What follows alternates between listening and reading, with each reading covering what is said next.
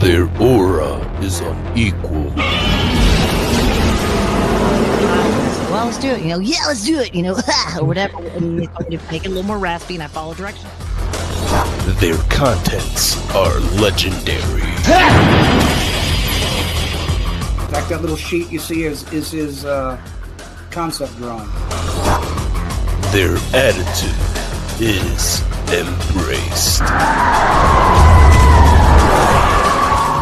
Tune in to one of the most up and rising kaiju-sized groups within our community. So go ahead and watch all of their creative content, including that of the Raw Attitude live interview, where they have special guests ranging from actors, directors, toy creators, artists, and many, many more.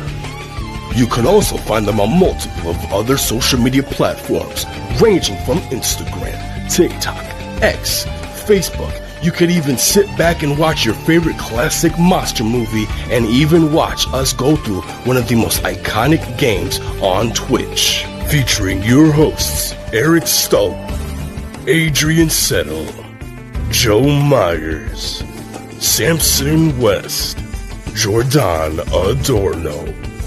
They are the Monsters with Attitude.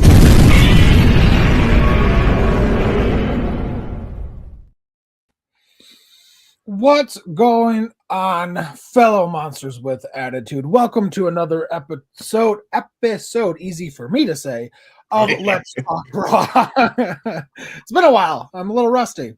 As always, I am your host, Joe, the one that is married to these crazy kaiju, and joined with me, as always, are my brothers from other mothers. It is the bearded one himself, Eric Stolp. It's like stop with an L. Eric, how are you, my friend? I'm doing good. And hey, everybody, I changed the background. I'm the one who called myself out, so I'm to blame. I took that responsibility. I changed it. Calm down. We're all good this time. Thank you for doing your damn job, Eric. Good job, Eric. We're proud of you. You did good. Joined with us is also the man who never settles for anything better than the best, Adrian Settle, Mr. G Train. What's happening, brother? I like that. What's up, Joe? And Merry Christmas, you filthy animals. Merry Christmas. The man who is allergic to traveling east, Mr. Samson West. What is going on? Howdy ho and yippee-ki-yay, you motherfuckers. Hey, here we go. And bada boom, the realist Goji. What the hell happened to your hair? Michelle, cut it. I'm just kidding. I've been gone for 2 weeks, and I come back, and you got a new do, looking fly. I love it. Very dapper. Look at you, you're so handsome. You're so handsome. New year, new me, motherfuckers. There you go. Jordan, the realist Goji fan in the room. Bada boom. Adorno. Thanks for joining, everybody. Should be a fun show. For those of you who may be joining us for the very first time, we are the Monsters with Attitude. And on these weekly streams of Let's Talk Raw, we like to go over some topics, just kind of shooting from the hip. We're going to talk about some news of the week, news of the day, maybe some what ifs or some wish list type things that we would love to see in the new year. And we're going to come to you every single week on Sundays. Times will vary, but first off, before we get going, let's say hi to a couple people in the chat. The fascist cat himself. Thank you for joining us. Yes, Eric changed the background today. That's fantastic. Nathaniel Plummer, fellow King Kong Live fans. Oh, you know it, man. We're counting down the days till we get some merch, just like you.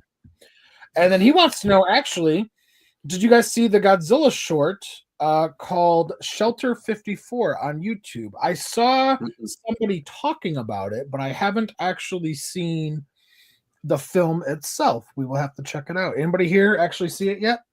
I was in the middle of watching it and I had to step out, so I never got the chance to go back and revisit it. But Okay. It's a very reliable source to watch it. This guy creates, oh my goodness, tremendous content. So I can't wait to finish it. Right on. Right on. Also joined with us is fellow MWA crew member Oscar, the Monsterverse Maniac. What's going on, Oscar? And all the way from Australia, right, Helming? Yep. What's going Yes. on, buddy? Good to see you. So, Good eye. all right. Good night, man. Who wants to start today? Who has something they want to start with? Anybody? I'm not starting with anything.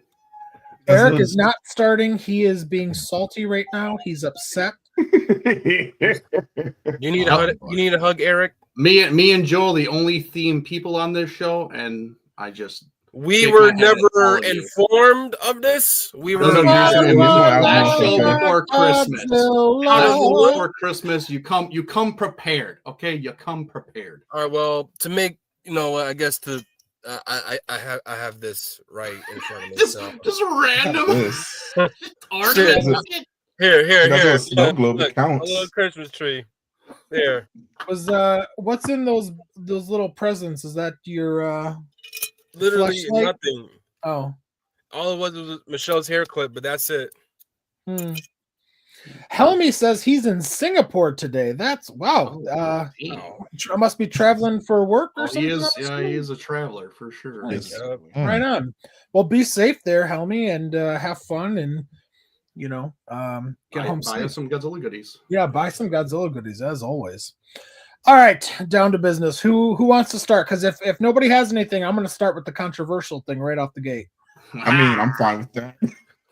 Is it something that's supposed to be that of a symbol of hope, but it looks like Truth, symbol of justice. hypocrisy, Oh, that man. bullshit. All right. And, Since nobody's gonna say it, I'll start us off. One of the things that's not necessarily Toku related, but it is something adjacent that we're all fans of, is the superhero genre. Specifically, the new Superman trailer came out, and like Jordan was saying, Superman is the embodiment of truth, justice, and the American way. So what did everybody think of the trailer? Any initial thoughts on it? Oh, let's start with Adrian. Adrian's opinion doesn't matter. Fuck you. So as most of y'all, and of course this is the poster for the James Gunn film. Honestly, really have been waiting to talk to you about this joke. I haven't heard your opinion about it yet, but I honestly did like the trailer. I'm not gonna cream my pants. It wasn't like a world-changing trailer, but I did enjoy it. Honestly, I feel like it looks interesting. There's a lot going on in the trailer, but we'll see how it goes. Of course, it's a teaser trailer, so they had to throw a whole bunch of stuff at us. But Right. I'll always love Superman. Superman is my favorite superhero of all time, and I know people have their opinions about the director, but but honestly, I think the new Superman they did get. He's not Henry Cavill, but he does look pretty good as Superman. I like the way the Clark Kent looks, and honestly, I just can't wait for the film to come out, and I'm ready to see this portrayal of the new Man. Helmy says he's gonna bounce because he didn't want to watch the trailer. Helmy, give us like 5 or 10 minutes and then jump back on and we'll be we'll be done. Jordan, what was your thoughts? It was a load of bullshit. Simple as that. I do have to admit, I don't know if you were listening to the topic of conversation when the trailer did drop in our chats, but I did not grow up a fond fan of superhero properties. Other than that, of growing up watching the animated Spider-Man series alongside with the animated Incredible Hulk series, and then Lou Ferrigno's take of the Incredible Hulk series. But that was pretty much it. Of course, I grew up watching the early stages of the MCU all the way up until Endgame and a few movies that happened afterwards. But I know that this trailer or this movie is supposed to be a little bit more comic book accurate. I'm taking words from Eric and Samson and everybody else that's been basically on board with this. But knowing what we could have had and knowing the previous individual who had portrayed Superman in that of Henry Cavill not coming back to reprise his role in Superman, and knowing the whole bullshit that happened with why he's never going to be coming back as Superman is also another reason as to why I'm kind of like, I really don't want to tune into this. I'm going to be that guy to be like, yeah, you guys screwed Henry Cavill, so screw you. And what story did you hear? Why did Henry get screwed? From what I've heard, it's more so of him wanting to reprise his role. And since the rumor started spreading that they were going to basically revamp all of DC in the sense of creating new movies, stories, introducing new characters to play the roles of the respective iconic names in that of Superman, Batman, Wonder Woman, etc., etc. And knowing how heavily invested Henry was for the Superman character, wanting to get back into it, the consistent headbutting between him and the director of this movie alongside the DCU maybe it's a little bit biased because I loved Henry's take on Superman.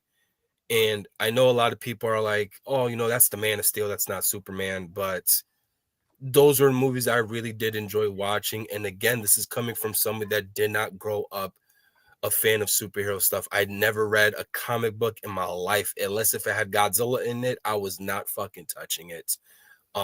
Including that, specifically the Superman topic. I did not grow up watching any of the other Superman movies that happened many, many years back.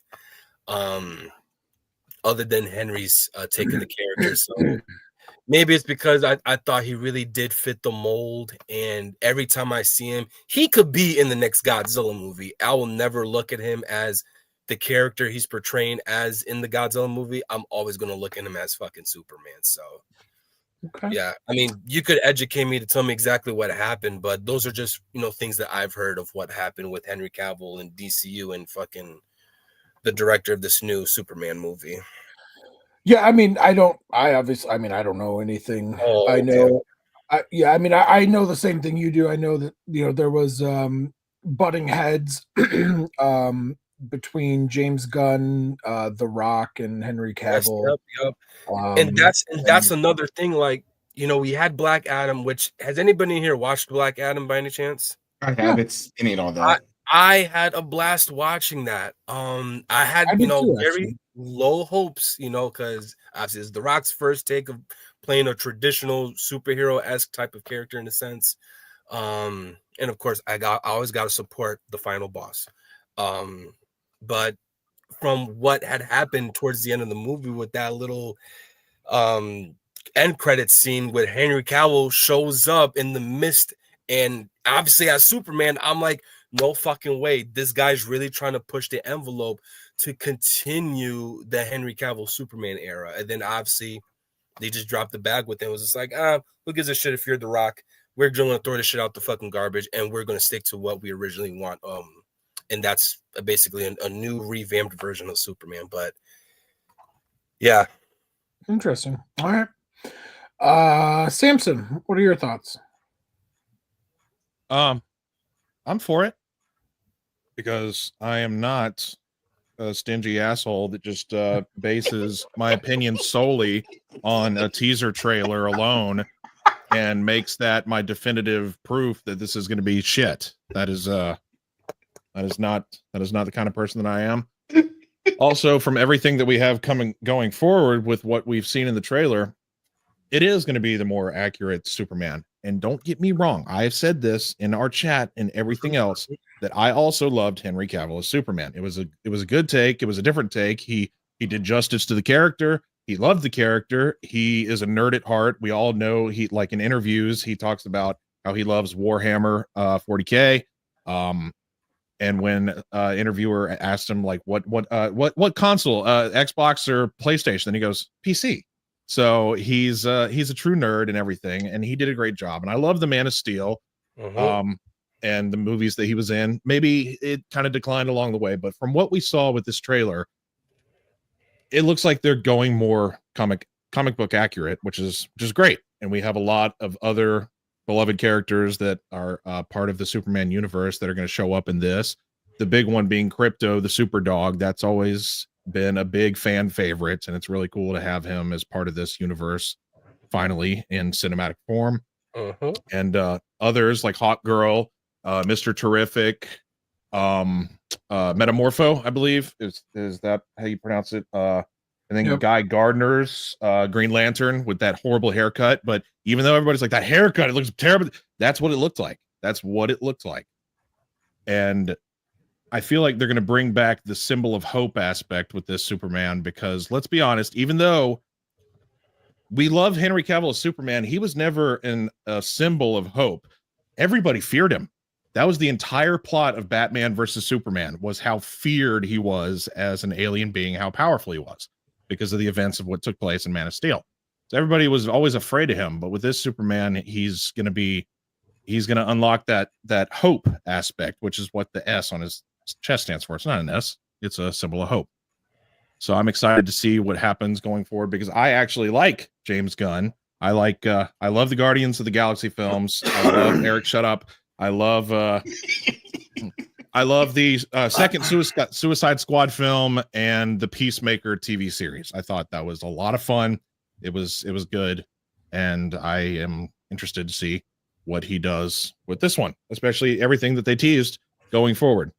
So that is my more than 2 cents. Eric?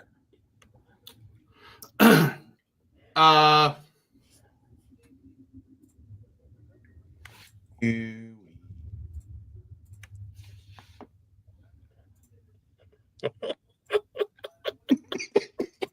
got to pull up references.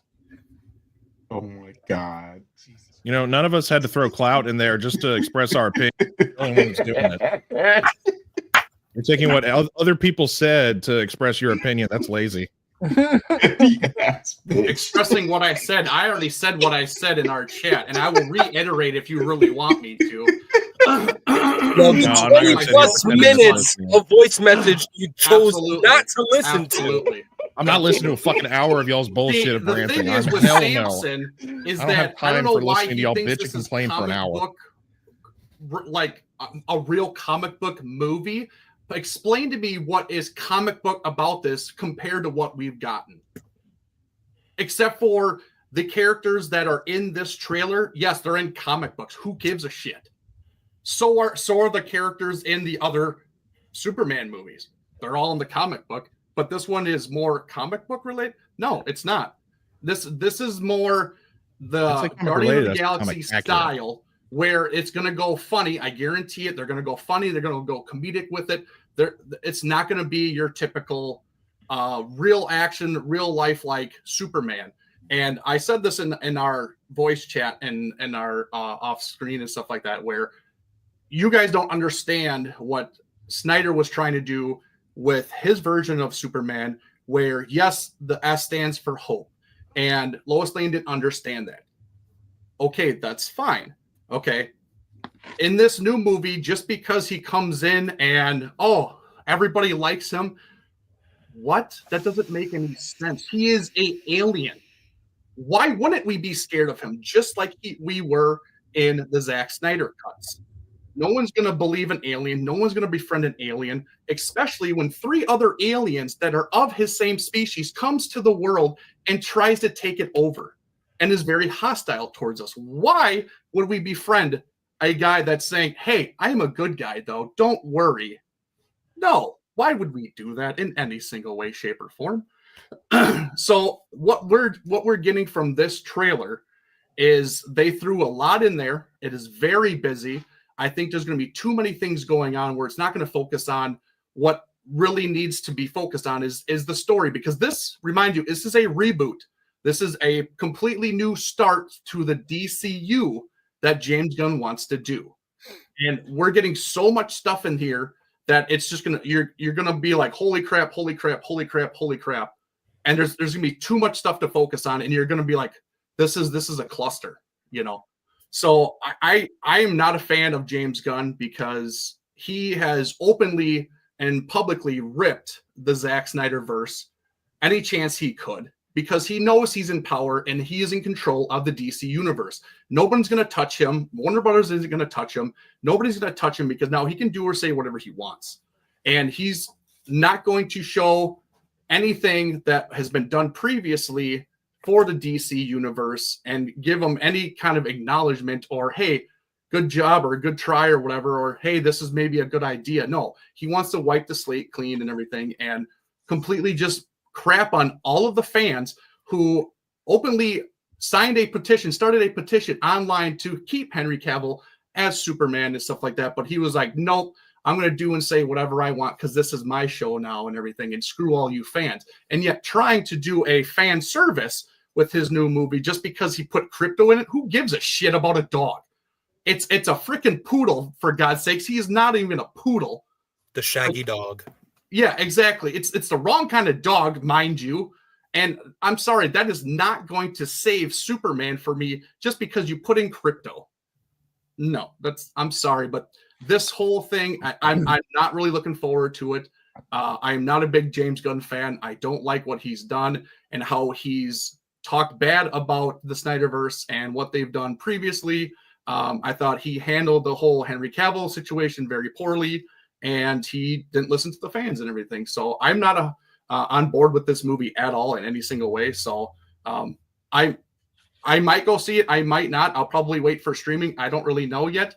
But what I've seen so far, they're just trying to throw all these like crazy scenes. They're like, hey, come watch our movie. But basically what you saw in the trailer is what the movie's going to be about. So you're really even not going to have a lot of spoilers or anything kept from you because you're going to see it all right away. So,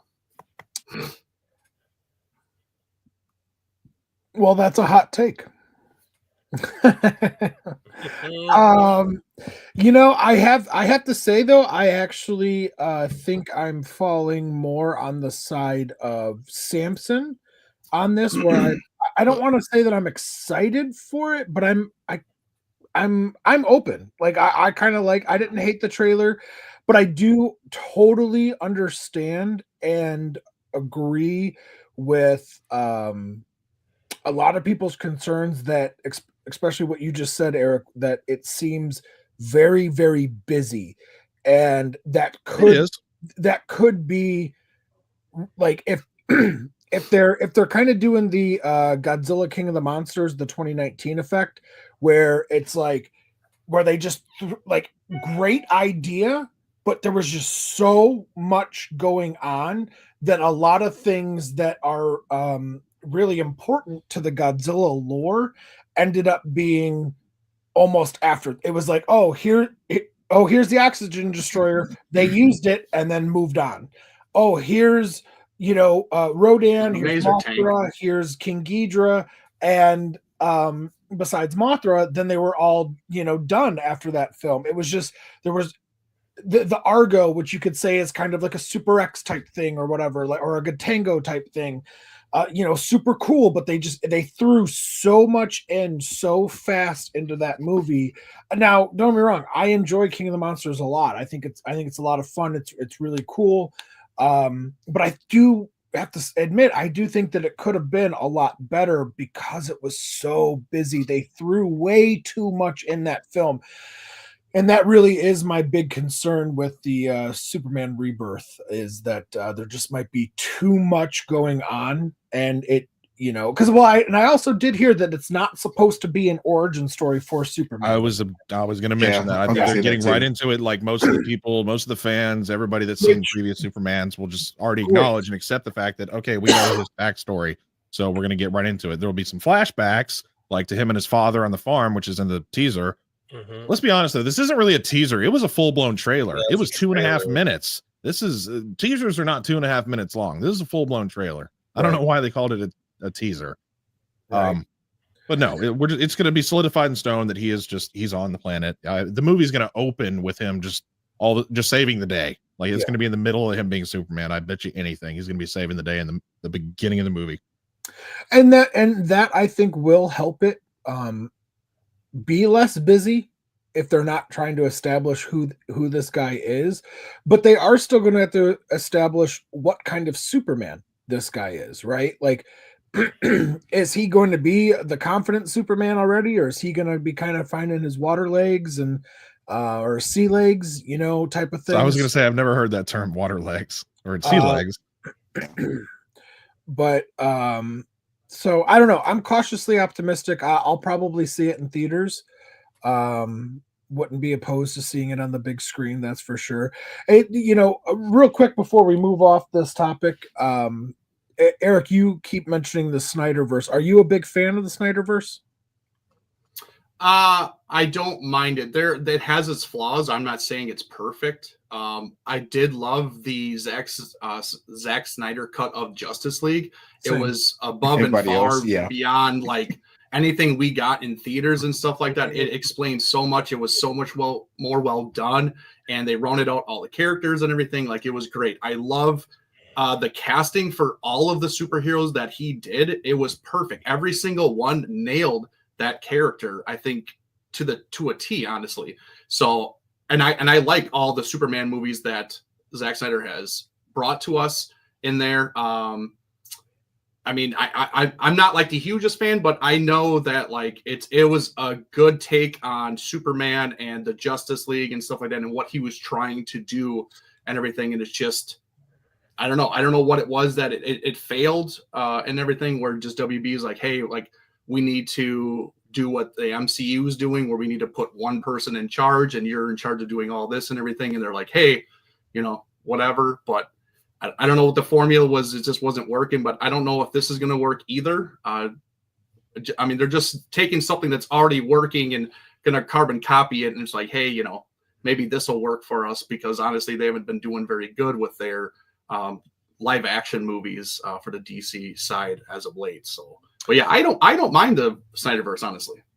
You actually brought up something. I know there was some divisive reactions when Ben Affleck was cast as Batman. I was one of them. I was like, what the hell? This is fucking trash. But I'll be honest, I think he pulled off he played a very, very good Bruce Wayne. Yes. Like, honestly, for sure. Even Batman, really, like, he pulled it off. He impressed me, and so that's why I'm hesitant to shit on the trailer for Superman Rebirth, because every time in history that something like that has happened, I've had my mind changed. So I'm going to be cautiously optimistic, go into it with hopefully an open enough, because I want it to succeed. I want these movies to I think that Marvel needs a challenge from some type of movie franchise to get their shit together, because they are completely shitting the bed with everything right now, it seems. So I don't want Warner Brothers to keep pumping out crappy movies. And I'll say this, the stuff that worked in the Snyderverse really worked. The stuff that didn't really didn't. Jesse Eisenberg as Lex Luthor was fucking trash. Absolutely. Yeah, that was them throwing in Doomsday at the end of Batman vs Superman. That should have been a Justice League level villain, or I mean, and then them killing off Superman in the second movie. Like, it's just, there was too much. Like, there was too much. And Joss Whedon's version of Justice League, he tried to make it the Avengers. And honestly, you said that, Eric, that you weren't the biggest fan of James Gunn. You know what's funny is that after the success of 2014's Guardians of the Galaxy, if you look at the MCU, all the rest of the MCU movies had that type of humor. There was some movies that were like a little serious and a little bit more grounded. But and that's why I hate Hollywood execs, is because they get, this movie was really, so therefore every single movie must be funny. Like, I hate what they did with Thor. I prefer, I know Thor: The Dark World isn't, I love it, because it's serious. That's what actually made it funny, though, is because Thor's in our world smashing a cup on the ground and I'll have another, and everyone's like, what the hell are you doing? He's like, I'm just asking for another drink. Like, it's funny, but now he's a stupid idiot. Like, yeah, he's a joke. Yeah, and it's I hate that, and it seems to Mhm. have all happened after Guardians and like even Deadpool. You know, it's like it's the same thing. Like, thank God for Deadpool for Ryan Reynolds' career because it's the only thing he's ever done that's successful, I think. But so, yeah, all right, cautiously optimistic for me. Let's move on. Let's move on to some Godzilla stuff. Who has stuff they want to talk about first? We had a I bunch got of. one put up already. Huh? I got one put up already. Give me a second. All right. We had a Godzilla store stream last night showing off some goodies. Of course, this is the first one I go with. the believe this is Yuji Sakai Rebirth Godzilla that got announced by X Plus yesterday during the Godzilla store stream. And we do have some in-hand photos of the actual show. These are provided by Jordan. So thank you, Jordan, for staying up late to get these pictures. You're welcome. And I know this is kind of something that I've been asking for a while now. I don't know about the rest of y'all, but I'm pretty excited about this. But I don't know if I'm going to get it. I haven't decided yet. But this, to me, this does look great. And they also do have a Burning Godzilla variant of this as well, which that was shocking that they actually did that too, honestly. Honestly, they think they're just going to go with the Rebirth Godzilla, but they did it for Burning Godzilla also. So what are your thoughts? Are y'all going to get this? Are y'all excited about this release? Eric, since you just got done ranting so much, I want to hear your thoughts first. Oh, I go first? Yes. It's about time. Honestly, we've seen this thing kind of tease for, good Lord, I'd say at least a year. Kind of like with the Sakai 62. Everybody's just been wondering when it's going to come out from X Plus, when it's going to come out, and just nothing. Then we got the Awakening Shin and stuff like that. And so, yeah, it's about time. I do plan on getting this because this, I feel, is the real and true Rebirth Godzilla, and everything like, not like that sad excuse of a try when they just did a plain Godzilla with that burning 30 centimeter. That was just I wasn't having it. Yeah. So and I'm not gonna get the burning one because I already have two burnings. I have the normal Yuji Sakai, I have the 30 centimeter Yuji Sakai, so I don't need the burning version. But I do like the normal version. And honestly, I mean, it's basically a 94, and we really don't really have anything of 94 yet. So I do like that also. And I love the pose. The pose is great. I love the silhouettes in the background. I don't know how I could recreate that, obviously with like a light and everything, but like that's the shot that you know of him being Rebirth and Junior. I just wish you could kind of like always do that. And I know that I saw that this is supposed to have light up spines actually too, for the Rick feature. I think the Rick one, yeah. Yeah, so I mean, I'll probably just get the Rick anyways. Never using the light up, but whatever. But yeah, I'll get it. I'll get it just to have a Rebirth iteration of Godzilla in my collection. So,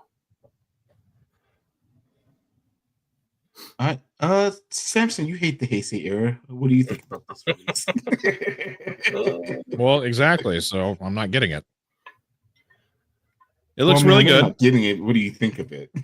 No, it looks good. It looks fine. It's an accurate representation, especially with that first photo with the whole silhouette, with the light beams and the smoke screen behind him. Because I'm assuming that's how they created that with a smoke machine and some just a bright light behind it. It looks really good. It's hard to say exactly what he actually looks like since the end of the film he was in shadow and he was just a silhouette. But I'm assuming just from, I guess it's accurate enough. I guess it is. And the option with the burning Godzilla is cool too for people that don't have one yet. So that's another just neat way to give to the fans that don't have stuff yet.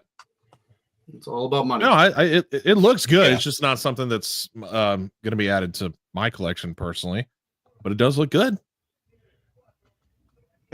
Jordan?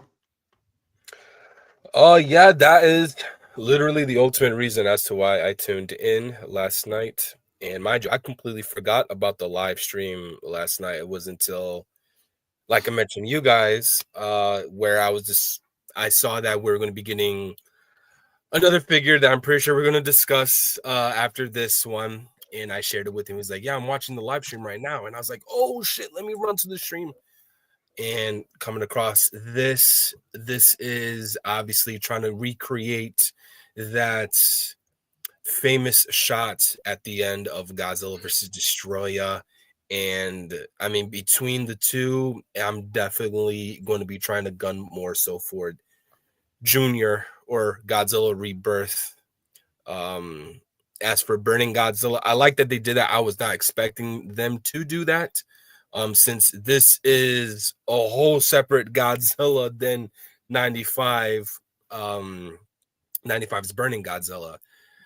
If anything, the Burning Godzilla that I am trying to get a hold on is the new Kyoto Burning Godzilla, that giant piece that was just released to a few people in Japan. That's the one I'm gonna be trying to gun for. But between these two specific figures, I'm definitely, like I said, I'm going to be gunning for the Rebirth version. I'm excited. I'm well aware that this was a kit, obviously, before having it into a form of X Plus.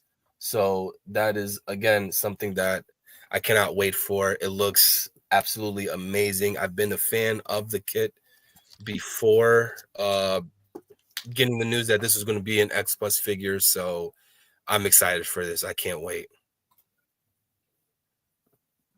Mr. Myers, yeah, I'll probably get this. Kind of like Eric said, it's like a more true representation of Junior's Rebirth, which is amazing. Arguably one of the most iconic scenes in the Godzilla franchise.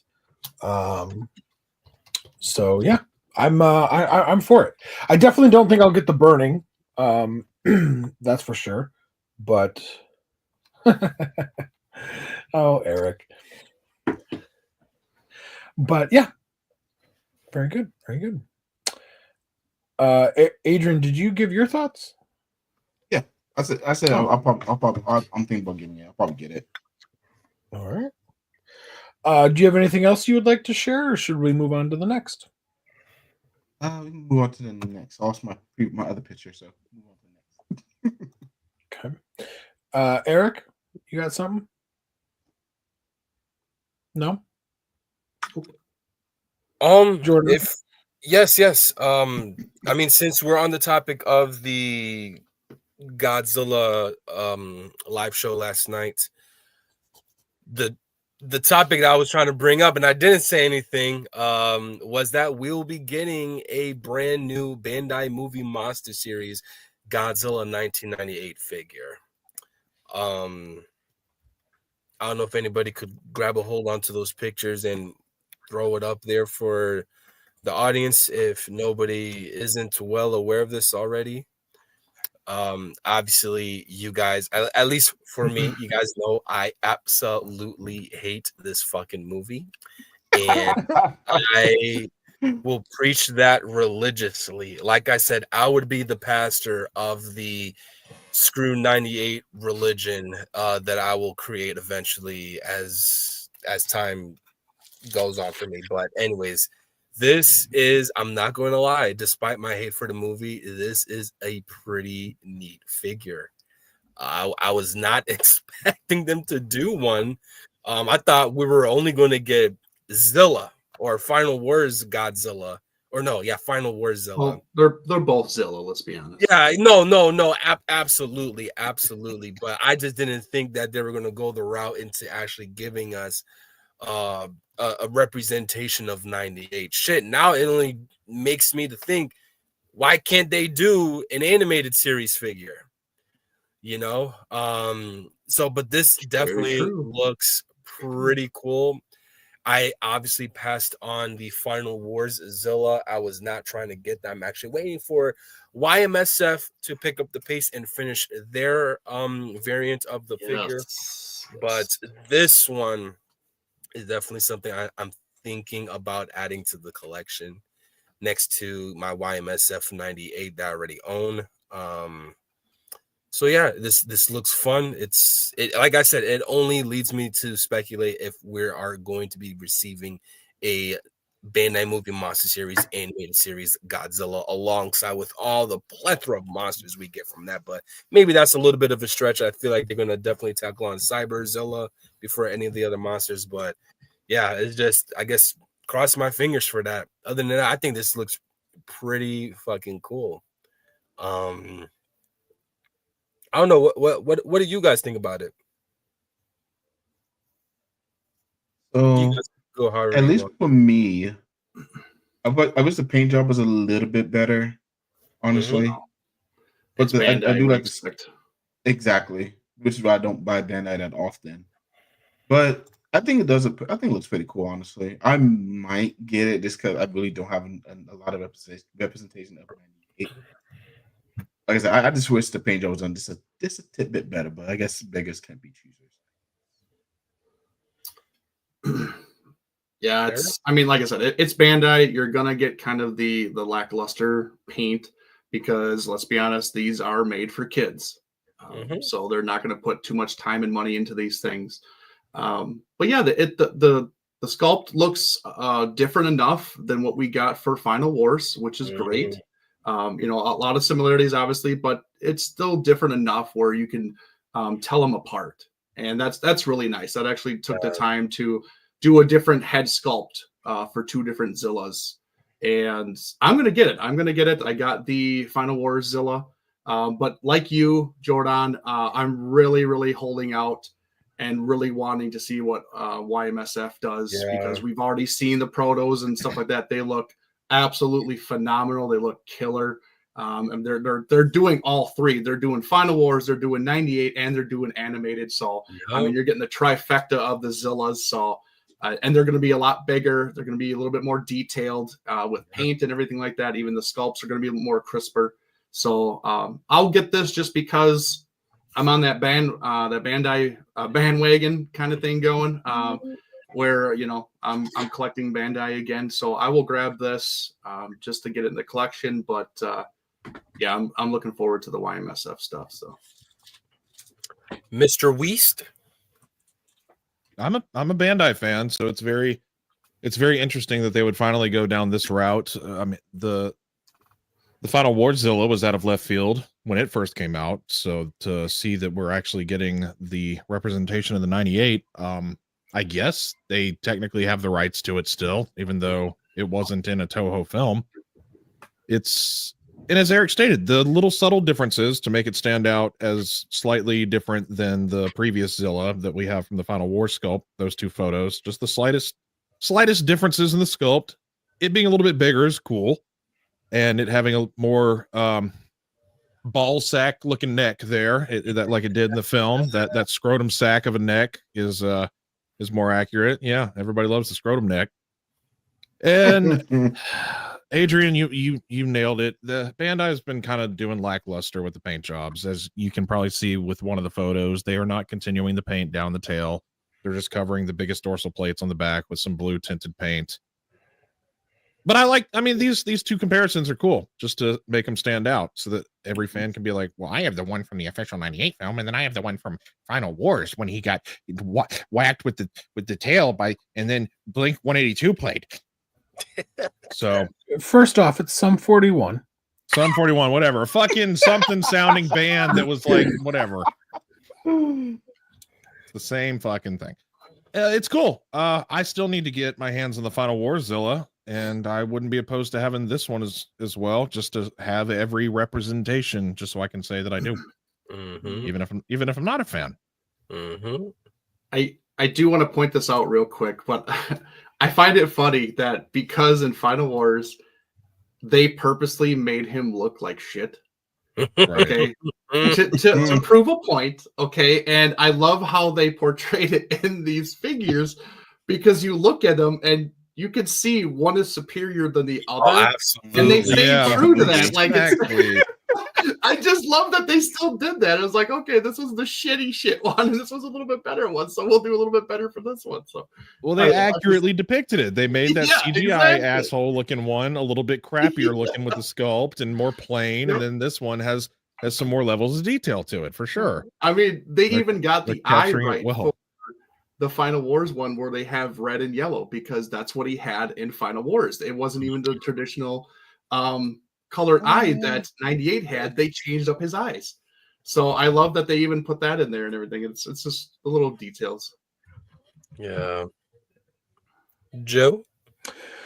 I mean, pretty much everything that y'all said, I'll definitely get it. Because it is a different representation, right? It's a different film, different creature, so I'll definitely for sure get it. We all know how important the representation factor is for sure. I like it. I think it did good. I think it looks good. You know, I've said this a lot lately over the past probably year or so with some of these releases that we've been getting. And this type of stuff, it just bodes well. It may not be for everybody. Everybody may not like the 98 film or the fact that Zilla was in Final Wars, and took the place of Gorosaurus or whatever. And those are all valid things, and I respect your opinion. However, the more that we get of this stuff, it bodes well for us getting representation of other things. If I've said this once, I've said it a million times. Whether it's the Hanna-Barbera Godzilla and the monsters that he fights, or if it's the Godzilla the animated series, that and the kaiju in that, the Dark Horse figure colorway that we got from Super 7. That type of stuff getting released and selling very well is good, because it means that we're going to get things maybe in that lore, in that specific area of the franchise. And how could I forget? Keep King banging Kong that drum, Nathaniel. Yes, Nathaniel. You bang that drum, I will be right behind you banging. I'll be banging the drum right beside you. I know I almost said something naughty, and I didn't even mean it. I was all of a sudden I'm wrong. Merry Christmas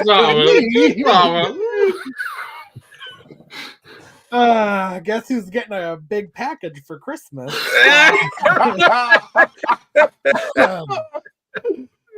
But no, seriously, it's great to see this type of stuff. I said this the other day when we talked, or maybe it was today when we talked. I don't know. Things are crazy. I'm surprised that we got another Zilla so quick. Just because we had gotten Zilla from Final Wars, it just kind of threw me off a little bit. I wasn't that was definitely not on the bingo card for sure. But I can't help but wonder if this isn't a direct response from the love that YMSF, like you said, Eric, is showing the 98 franchise, to where maybe Toho's like, wait a minute, Bandai's like, wait a minute, someone else is going to beat us to it, so let's put out our own thing. Let's get it out there, yeah. Which again, it bodes well for possibly getting more of the mutations and monsters from the animated series, because now if we have two companies where they're like, oh shit. I mean, we already know that YMSF is working on a Cyberzilla. So I mean, if the animated Godzilla or animated Zilla sells well, and then the Cyberzilla sells well, why would they stop? Why wouldn't we get a Cretaceous Rex, or why wouldn't we get, the Leviathan, or the giant bat, El Gigante? It sounds like a luchador, but that would be so freaking awesome. Cobra. King Cobra. King Cobra, sure. Cyber Yeti. Come on, let's go. There's so many options from that TV show. Absolutely. Oh God, we got so much that we can get. Absolutely. And I said this before on our when we all did the unboxing for the Super 7, the Bloody Godzilla, which is from the Dark Horse comic. Oh. I don't know if you all remember this, but who the hell wouldn't want a Cybersaur figure? That thing was freaking phenomenal. That thing looked amazing. Or even Bagora. Like, I mean, honest to God, like if we, I know that there's a plethora of monsters from the Hanna-Barbera show, and there's a plethora of monsters and things they could do from the Dark Horse and from the animated series. If they just gave us Cybersaur and Cyberzilla, I'm good. Like, I mean, don't get me wrong, I want a lot more. But like those are the two that I'm like, if they never did anything else, that would be amazing, you know. But again, the fact that they're hinting around this stuff, and even Diamond is doing another Hanna-Barbera Godzilla statue. We got a Hanna-Barbera statue from Mondo.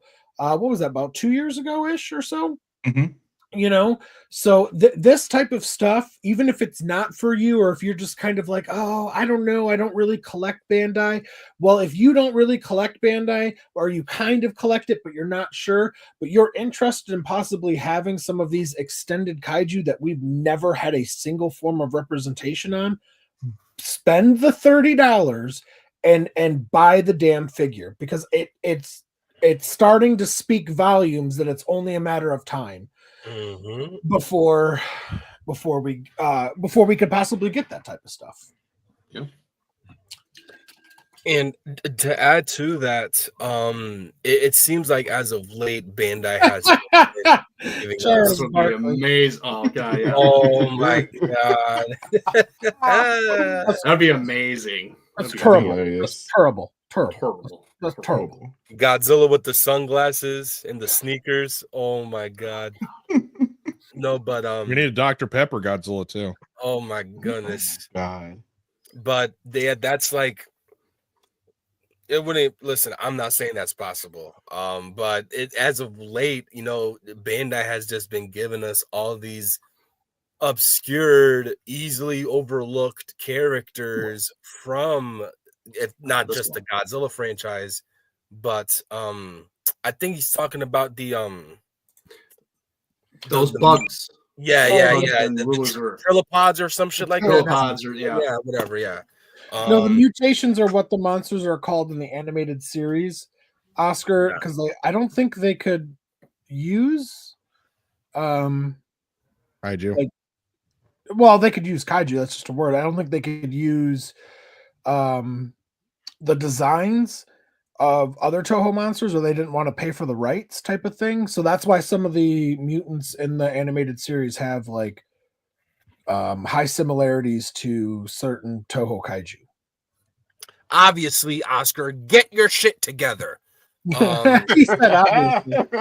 But yeah, no, so like we've been getting a lot of love and recognition in the Bandai Movie Monster Series lines with these obscured monsters that would either easily get overlooked or not even part of Godzilla's lore. So I mean, obviously next year, 2025, there's obviously we're getting another plethora of amount of anniversaries to be celebrated next year, including that of obviously Frankenstein Conquers the World. I would love for Bandai to go back that route and tackle on a possible Frankenstein figure. Well, they did. Yeah. No, I know it was the Bandai Premium. Oh, but you want Bandai Premium, dude. Yes. Something that's not $85. Yes. Shit, we had the Bandai Premium King Ghidorah that came with, you know, interswappable body parts to, you know, replace like the rainbow colored variant or whatever it is. They had two different sculpts. And then we got the Bandai Movie Monster Series box set 64 Ghidorah alongside with Gabra, Kamakris, and oh my goodness, Ghidorah's been getting slammed in that entire box set. Yeah, but unfortunately. That's rightfully so. Yeah. Obviously. But yeah, so that's what I'm hoping for maybe next year. And again, you know, it could be many of other things. Shit, we might get a 65. We might get a 65 Rodan from fucking Invasion of Astro Monsters. If we Why do, I'd not? be a happy camper. Why not? You know, maybe a little Exilian UFO. Again, there's so many other things that I'm thinking about, and again, the possibilities, especially with this new series, the what was it, the Dynamic Pose series? I don't know. I'm just making up words here. The one with the dancing Godzilla, and then they have -1 posed as to how he looked like in specific shots. Like that could branch out into something completely different. I'm calling it. We're gonna get we're gonna get a flying Godzilla and a dropkick Godzilla and shit. Since next year it's Terror of Mechagodzilla, it wouldn't surprise me if we have a Godzilla holding Mechagodzilla's head type of Bandai movie monster series. I'm going to stop you there, Jordan, because I want to do something of projections at the very end. So okay, that's fine. Yeah, that's fine. Yeah. So are we done with this section? Yeah. Well, are you moving on to another piece of news, or are you not? Sort of. It kind of entails what we're talking about right now. Okay, cool. Go ahead. So we're talking about getting iterations from other properties of Godzilla that we've seen. You know, we're talking about the animated series. We're talking about Hanna-Barbera. Well, actually, I mean, we're wanting this stuff so much that people are taking it upon themselves, to make this stuff. Okay, and I kind of wanted to spotlight one of these that has been actually very impressive about what they're doing, what they're making, what they've been showing as of late. Pretty sure I know what you're about to showcase. Yep. And honestly, like, so this is from Sergio Trejo, and he does Godzilla custom effects. He has taken upon himself, and I think maybe a couple other people, well, they're making villains from the Hanna-Barbera Godzilla TV series, and they're 3D printing them. And obviously, they go with the Mondo Hanna-Barbera Godzilla that came out a couple years ago and stuff like that. So it's about like the 7 inches or so. I think this is amazing. This is how much people want other things from other Godzilla properties, that we are going out and we are just making our own and going to start selling these things and everything like that, and put them in households and collections that people want, because we don't want to keep seeing the same thing over and over. We've talked about this several times on this show, that we want new, we want something that we haven't seen before. We want representations of stuff that is in existence, but we don't have yet. So we don't want another King Ghidorah. We don't want another Hedorah. We don't want another Heisei Godzilla. I don't want any of that stuff anymore. I want new stuff. Give me new. So I applaud Sergio and whoever else is helping him and stuff like that with doing this stuff, because I think this stuff looks absolutely amazing and the quality looks really, really great. So well, really quick, because that image just reminded me of somebody, and it is obviously a character, since we're talking about wanting something new, that I know Eric has been talking to me about as of late, and he really wants this in his collection, you know, since he's on the Bandai wave, you know. I can only agree, you know. Bandai movie monster series King Caesar, #justice for King Caesar. Yeah, didn't get anything new about him last night, so that was a little bit, the pillow was drenched, you know, tears. Oh, that's not what I thought it was. Yeah, I was what? It was, you know, teardrops, you know, just maybe a little bit sweat, because I was a little bit, you know, flustered and angry, you know. Where are we going with this right now? For real. Say you wanted something new, god damn it. Okay. Oh, just like in general? Yes. Oh, and okay. I thought you were like talking about something specific. Lion fucking sphinx looking thing, and reminded me of King Caesar, so that's why I brought it up. Oh, okay. Just go along with it, Eric. Okay. I didn't know. I thought you were talking about something specific that I said. I was like, we gotta push the point for a Bandai movie monster series King Caesar. That's all I have to say. All right. Obviously, that was great work by Sergio. I mean, obviously the Hanna-Barbera monsters must be popular enough to where he's thinking he could, you know, whip them up for some people. So yeah, I mean, I think we all agree that these companies are leaving money on the table by not tapping into certain markets. You know, obviously don't go into like the most obscure thing right away. Yeah. You know, pick one of the more well-known creatures from that. Firebird. The Firebird. Mhm. Sure, Firebird. You know, Cyberzilla, Cybersaur, Bagora from Dark Horse, maybe even the Invader or Brutanus. You know, something that was like on a cover. You know, that people will remember. Not something that just showed up for a couple panels or whatever towards the end, obviously. But yeah, We should try to get him on for a show, showcasing his work. Yeah. He's a friend of my channel. So, yeah, look, he does really cool work. So maybe I'll get a hold of him. Friend of my channel. He is. I'm just kidding. Eric said that, so he's like, he is. I'm not lying. Anybody else have anything else? We got one more that we haven't touched on just yet. That's true. Yes. Before. I think Eric knows what it is. I'm pretty sure I do. Bingo.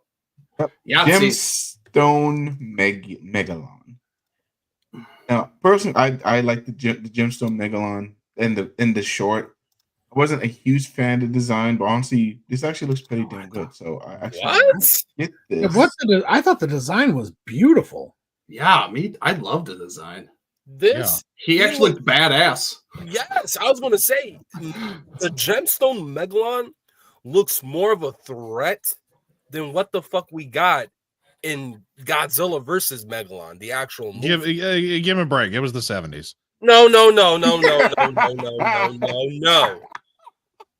No. I know you're biased to that movie because that's your favorite Gigan design. So no. Who's getting this? I think everybody.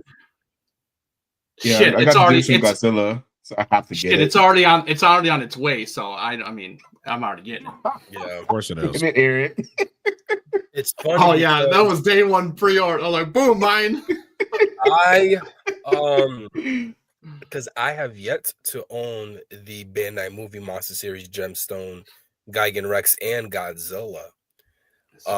So now seeing this coming out, I need to have all three of them together. So, and love you, Nathaniel, for that. Absolutely. Yeah. I've seen photos of people putting the Godzilla, the Gigan, and the Megalon together, and it looks great. It really does. So, and they just need. I'm actually surprised we haven't gotten the blue one, the blue Gigan yet. So I am too, honestly. I know it's coming. But why would they? Somebody's made one. Adrian, why would we have two? You could just buy two of the blue Gigans. Mm-mm. You just said two, Adrian. Yeah, I'm surprised they haven't made a blue Gigan yet. Never mind. I'm sipping my coffee. Are you sure that's coffee? You sound some kind of drunk right now, Jordan. No. It's honestly, I'm surprised it took them this long to get one out. Yeah, no kidding. They were right on top of the Gigan when that happened. Yeah, so we got Gigan right away. Yeah, we didn't even get this one right away. So yeah, it was kind of surprising. I'm glad we finally are getting it.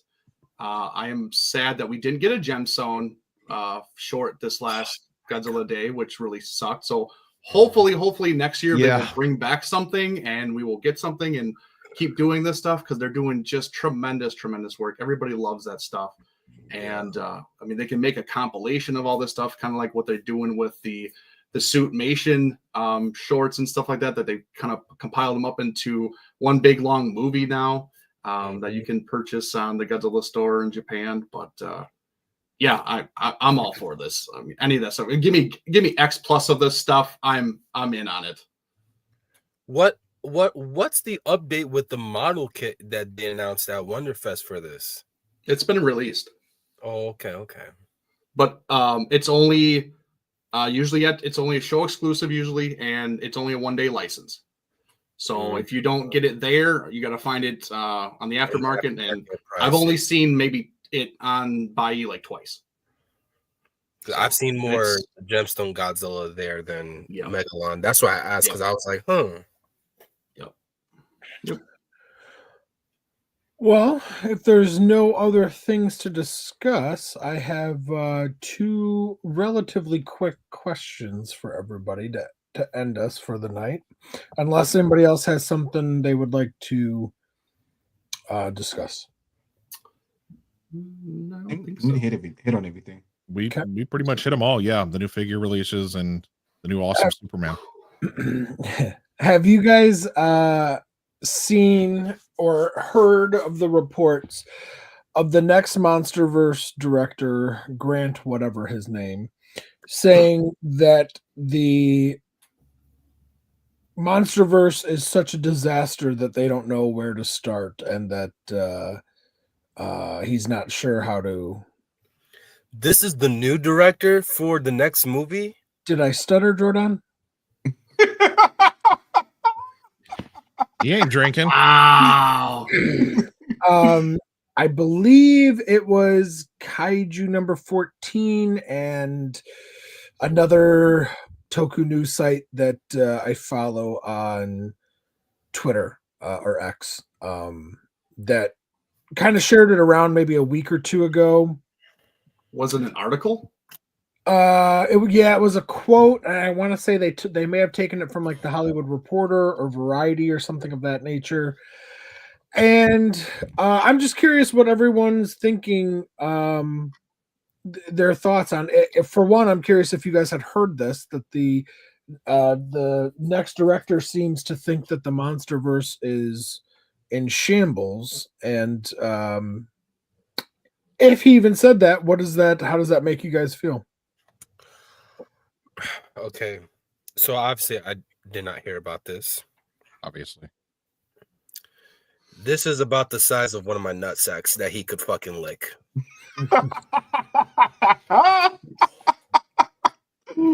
All right, Samson.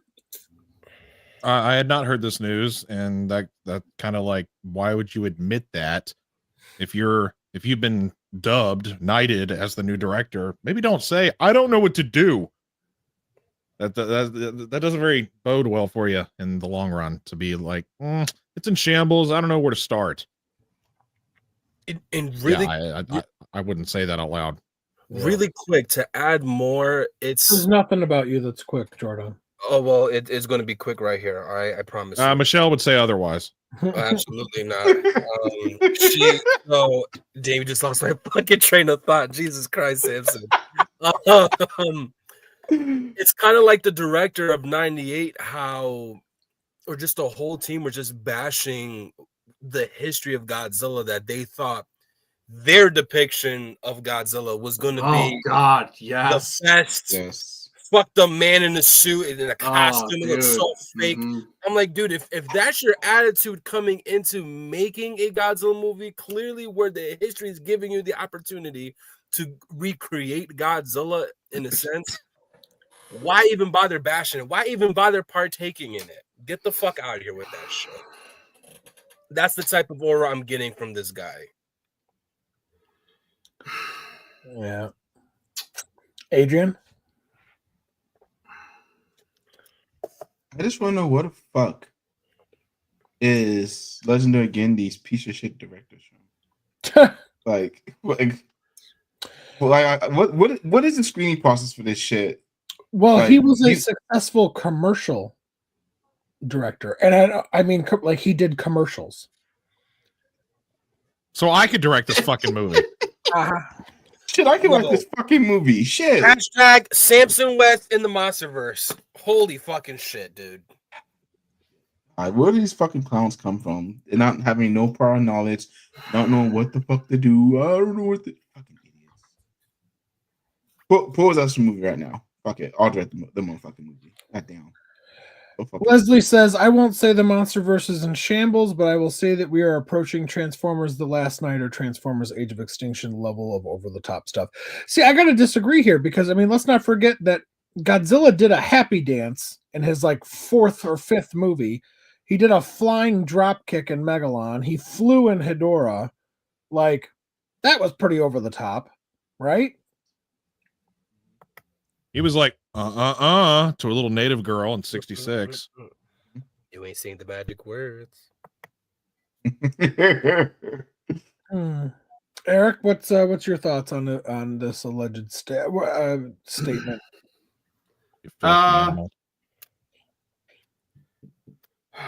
So again, I will reiterate from a previous director shitting on previous films that come before them and everything, that they should not do that, because people love obviously the MonsterVerse. Obviously it's every movie has gotten bigger and bigger. Okay, so obviously there is a fan base for it and everything like that. So there is a following. So they should respect what is come before them. But at the same time, I wouldn't say it's in shambles, but where do they go from here? Honestly, like, that's the question. And I think we've even talked about it a little bit, where what else is there to do that isn't going to be over the top or corny and like Leslie was stating, like the last 2 Transformers and stuff like that, where it kind of gets very out of this world, not believable kind of shit. Because you want to keep it more grounded, even though they really didn't. But they still kind of did with the last film. And we've talked about it where some of us want to keep it more honed in, and not get too crazy on with what's going on with Godzilla or Kong and stuff like that. I mean, you've already finished the story for Kong about getting his family and everything. So that's already done there. They've done nothing for Godzilla story-wise. So he's going to have to make up his own story, his own background, his own reasoning of what Godzilla is going to be doing next and everything like that. So that's going to be a task upon itself. So yeah, I like I said, I don't agree with him being in shambles. I don't agree with him saying that, but I do believe that it's going to be hard to figure out where they're going to go from here for the next MonsterVerse movie. They've pulled in Ghidorah, killed him. Pulled in Rodan, killed him.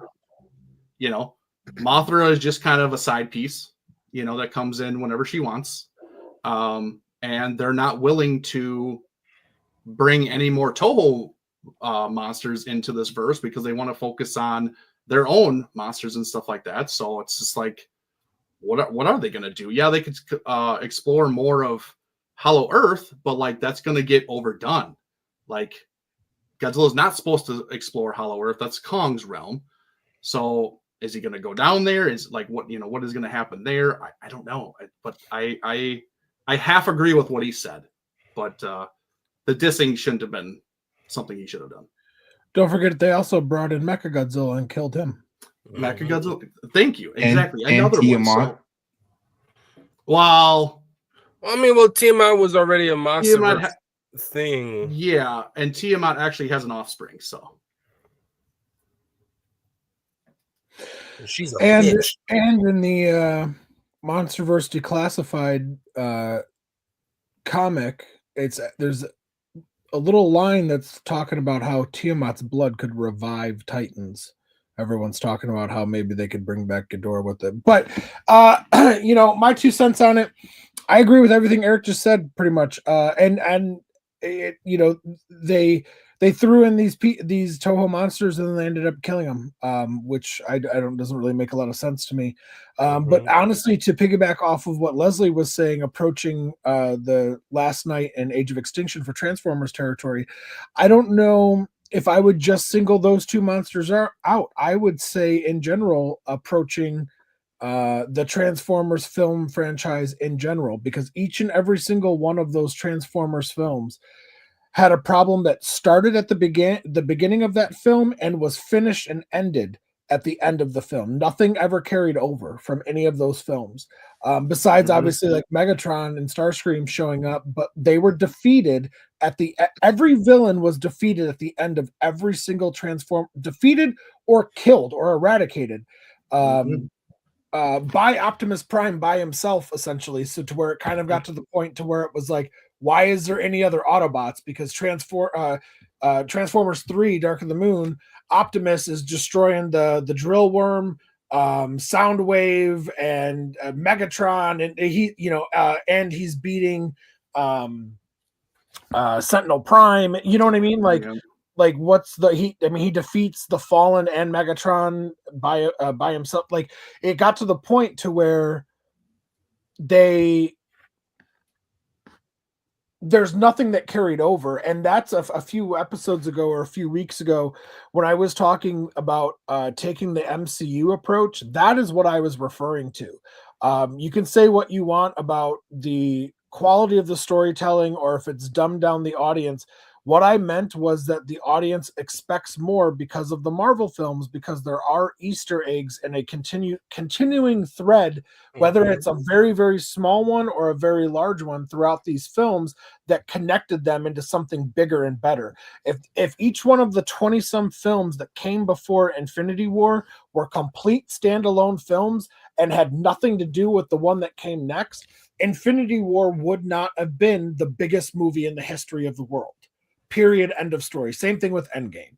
And that's what I think the problem is with a lot of movies, is that there's no continuing thread that sets up the next one without them completely like ending the story and wrapping everything up. It's like, why? It goes back to what I was saying earlier in this show, this show that we're doing now, where I talked about how they just threw way too much out in Godzilla King of the Monsters. The Oxygen Destroyer, Rodan, Mothra, King Ghidorah, Godzilla going burning. We didn't even talk about that.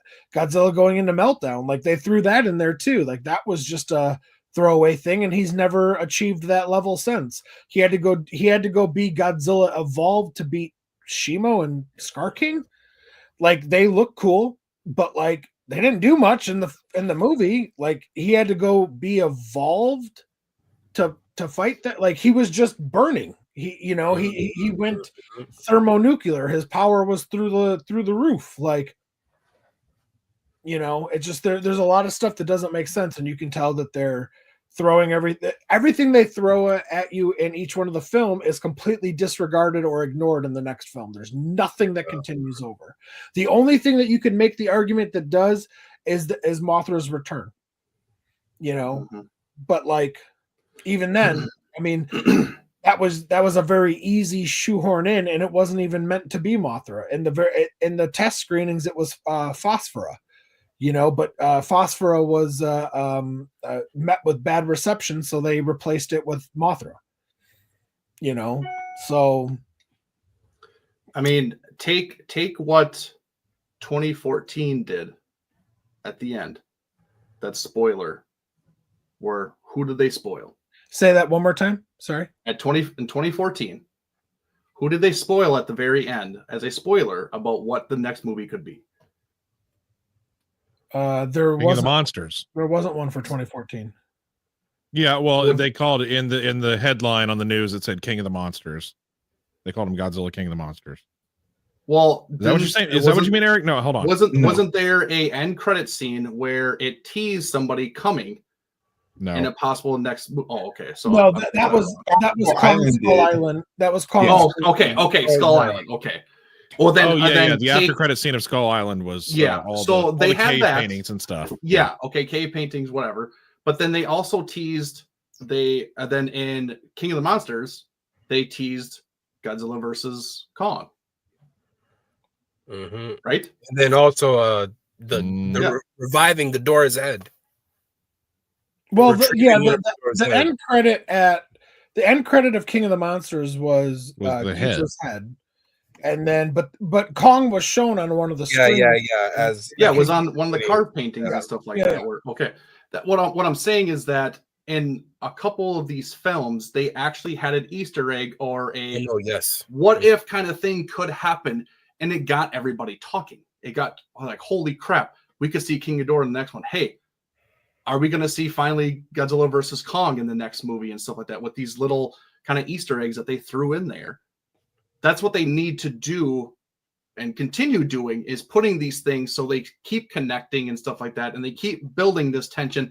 Hey, this could happen. Hey, this could happen. Hey, this could happen. What if this monster comes or whatever, but I guess the biggest thing is, I think their biggest drawback was that they had so many different directors have their own visions on what was going on, that they tried to tie it in with each other, but it just wasn't working. You could tell that each one had its own vision, its own visual look to them, its own feel, that they didn't tie in except for the last two with Godzilla and Kong and Adam Wingard and stuff like that. So I think that was their biggest thing. And honestly, it happens to all of the Godzilla movies in the franchise, where you see when they break up the movies with different directors, you see that it's their own take, it's their own vision, and it's not continuity with the previous movie. It's always a reboot. They always finish off the monster, whatever, end of story.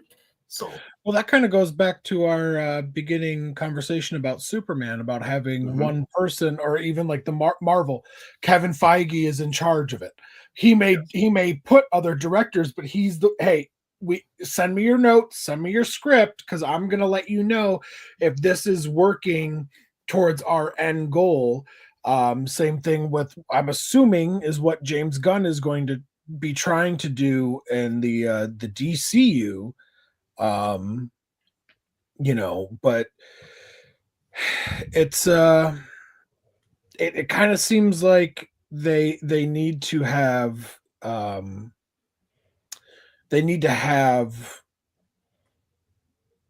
somebody that it goes back to also why I was saying I wish that Gareth Edwards would have never left, because clearly he's the one that did a lot of work setting up the monsterverse in its entirety, with Monarch being introduced in 2014. The Godzilla had been around. He had I have my problems with 2014, but clearly maybe they should have given him a shot. I had a second film type of thing to see where it went. But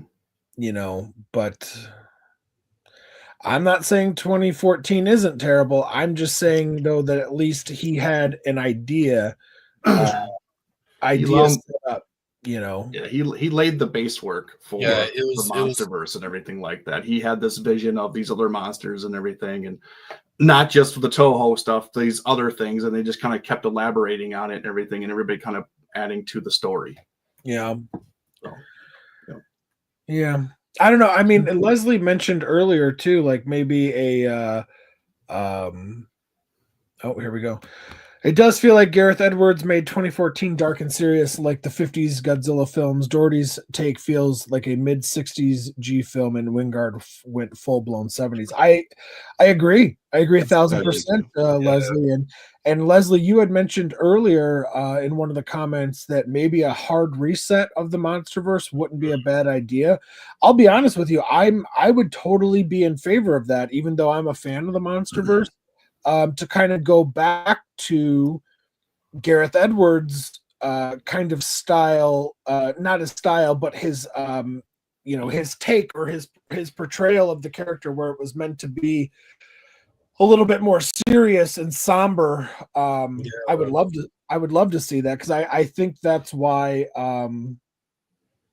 2014 was so popular. Yeah.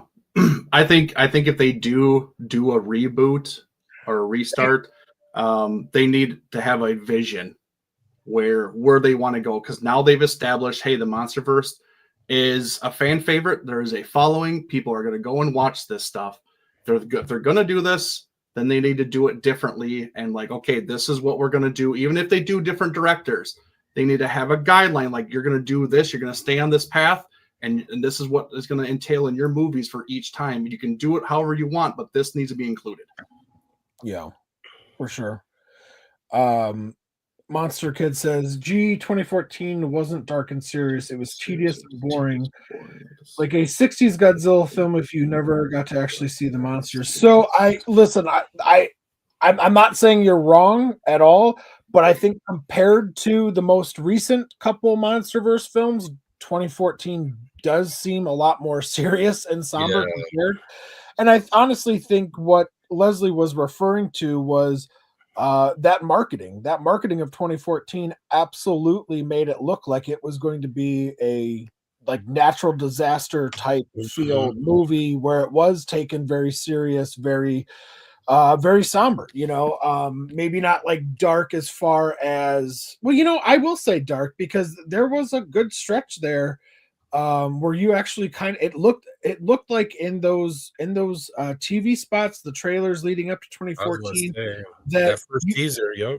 that you were gonna actually see some human casualties, like even that the San Diego Comic-Con teaser from a year or two before with Godzilla, turning in the smoke, and you saw the centipede monster killed, and it had the Oppenheimer quote. All of that leading up to it absolutely made that movie seem like that 2014 was going to be dark and serious, and it, I think that's why people were disappointed with 2014, quite frankly. And I think why they did such a hard pivot in the later films is because they were like, oh, people want more action and fun and monster battle, which is true. But those movie execs, I think, took the wrong idea. People wanted a more serious film, and I think what we got now isn't necessarily what people were expecting, but it's still fun. And honestly, I don't think they felt that Godzilla could lead the movie. That's why they had to put these more well-known actors, I guess you could say, in there and focused on the human characters the most, because they didn't know if Godzilla could have like the center role and everybody be interested and invested in the movie because of a giant monster. And so I think that's why, huh? I said, and turns out people wanted to see it, Exactly. But I think they didn't know that initially, so they had to test the waters. And I think that's why we got the movie we got in 2014, where you don't see a lot of the Godzilla and monster action and stuff like that, because they didn't know if this is what people wanted or if it was the story and the human character and that kind of driving the movie. So I think they just went with the safe route and went that. Then they realized, hey, like, people want to see more kaiju action and everything. So as the movies got on, we got more and more of that. We got less and less of the human characters. They didn't care too much about big name actors being in these movies and stuff like that, paying the money. They wanted to focus on the real main draw of these movies, and that was Godzilla. So, I mean, but then that goes back to the question I asked earlier: is who's picking the directors? What's the screening process to get these directors on these films? Because if we get actual directors who are known to be kaiju fans and know the Godzilla lore, not saying like super fans like us, maybe not, but at least someone who knows the lore enough to know what fans would actually want. Well, Michael Dougherty was a fan. And we saw how different that was from 2014. Mm-hmm. And then, as much as I talk shit about Godzilla versus Kong, even that film too, we got a lot of kaiju action. Probably the best kaiju action we've seen in a Godzilla movie in a long time. So really, we need a director that knows Godzilla for what he is, and not necessarily like go to 54. I'm not saying that, but know how to tell a story for Godzilla for this next wave of MonsterVerse movies. And like you said, stay focused and stay on one track on what do you want to do for the rest of the MonsterVerse. And let's also not forget that leading up to 2014, I mean, how many different writers and stuff and producers and whatever were attached to that movie? Like, for all we know, that script went through 24 rewrites, and Gareth Edwards was kind of stuck with trying and that's a great point, Joe, because Gareth Edwards didn't mention -1 is the film he wanted to make for 2014. Yeah.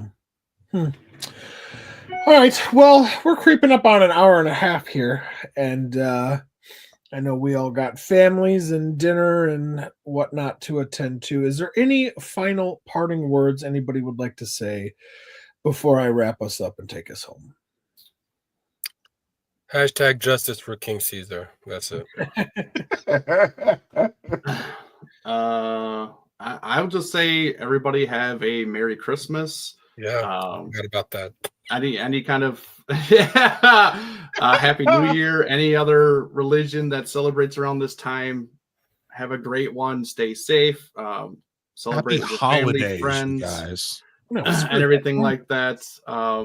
Yeah, and from us to everybody who watches live, watches later. I mean, thank you for watching and being a part of this, and honestly, we're just going to keep growing and keep getting better and better, and having a lot of fun, honestly, because this is fun. Like this kind of banter, we're just kind of spitfiring, like Joe said, from the hip. We're just talking about this stuff. What if? What could be? Whatever. Like we're fans, and this is what we do on a regular basis. I mean, we will have conversations in a private chat or phone calls about the same stuff. So it's fun to get everybody else involved that is fans like us. So yeah, it's been a lot of fun. Yeah. Leslie, to answer your thing, I was going to do predictions. We can do that next Sunday. So that's what I was going to say. I was going to say we should do it next Sunday because that'll be the final Sunday of 2024, the year of it. So, yes. All right. Well, thank you everybody for tuning in, and I will echo what Eric had said. Merry Christmas, Happy New Year. I hope you guys all have a safe and blessed time with family and friends. Also, again, to echo what Eric said, thank you guys all for tuning in all year. You helped us grow this channel into a small but vibrant community, and it's growing every day, and we love and appreciate you guys all for helping us grow. But honestly, just it's not about the notoriety. It's about the friendships and the community that we've kind of made and been a part of, and it's that's the best part, I think, to all of us, is being able to sharing the friendship and the joy of all this, but also making new friends and acquaintances along the way. That's pretty great. So, for sure, 1000%, yeah, no doubt. Nathaniel Plummer wins the MWA Fan of the Year. Free reach arounds from Jordan for life. For life. That absolutely, man. Oh boy.